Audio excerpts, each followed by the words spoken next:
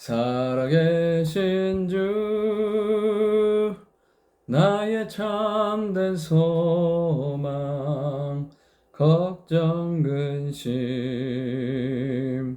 전혀 없네. 사랑의 주내 갈 길 인도하니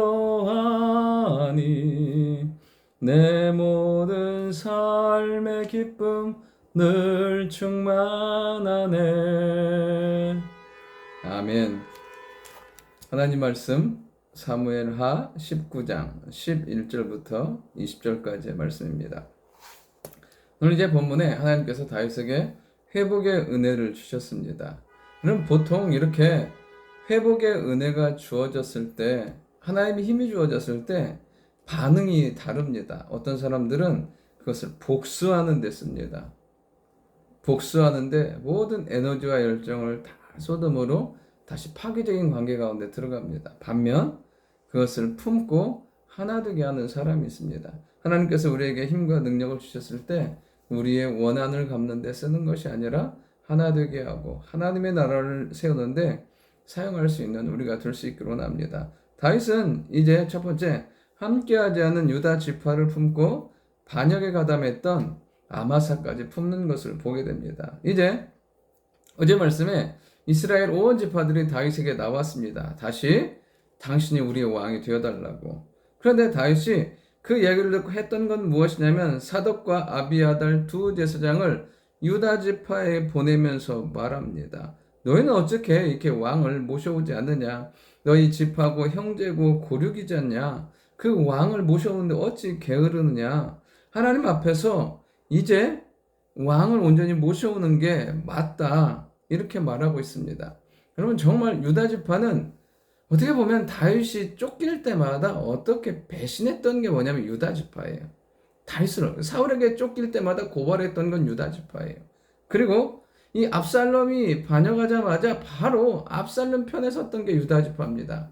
정말 우리 같으면 다 정리해버리고 싶은데 다윗은 것을 품어 안고 가요. 참 놀라운 것은 그 유다 지파가 이제 세워져서 결국에는 예수 그리스도가 오시는 메시아 언약을 이루는 데까지 달려가게 되는 것을 보게 됩니다. 지금 어렵고 힘든 것들을 여러분 다 정리해버린다면 우리 주변에 남는 게 아무것도 없어요. 우리가 해야 될 것은 무엇이냐면 때론 우리의 반대했던 것들, 거역했던 것들까지 품고 나아가는, 심지어 아마사까지, 그 압살롬의 군대 장관이었던 아마사까지 다윗의 군사령관으로 삼는 것을 보게 됩니다.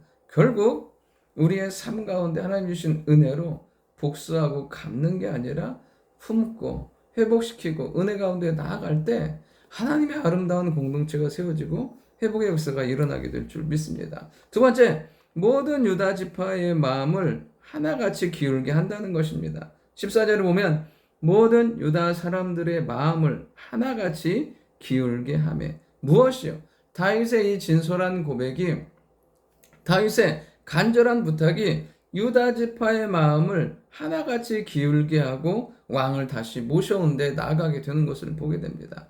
사실은 이 유다 지파의 마음도 복잡했을 거예요. 그런데 다시 먼저 이야기하는 거예요. 다시 회복의 손을 내미니까 그들의 마음이 하나가 되는 거예요.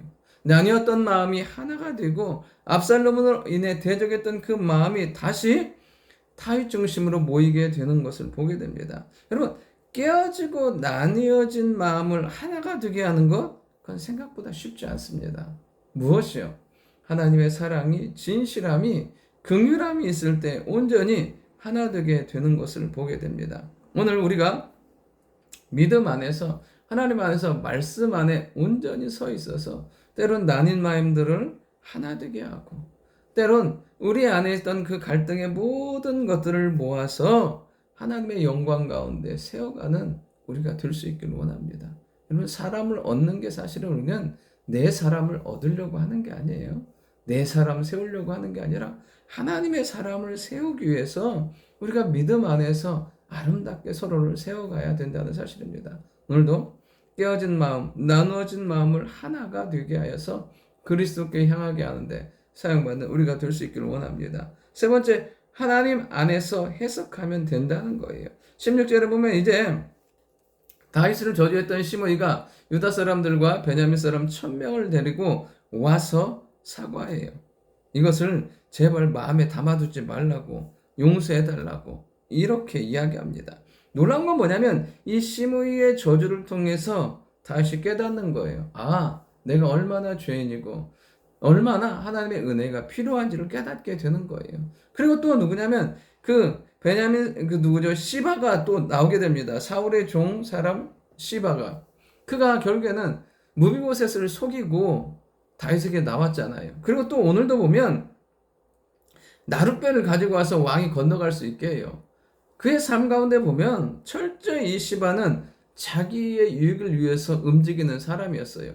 그런데 하나님은 그를 통해서 먹게 하시고 쉬게 하시고 그를 통해서 그 먹음으로 말미암아서 견디게 하신다는 것입니다.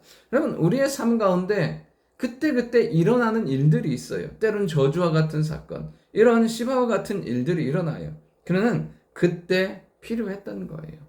그러니까 깨닫는 은혜가 정말 중요한 거죠. 그 일을 통해서 하나님의 은혜와 사랑을 경험할 뿐 아니라 그리고 그 이후의 처리는 하나님의 손에 맡기는 거예요.